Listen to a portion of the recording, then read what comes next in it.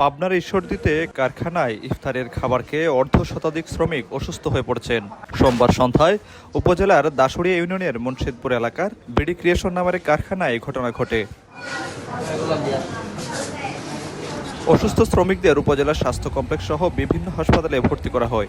তাদের মধ্যেও বেশিরভাগই নারী শ্রমিক।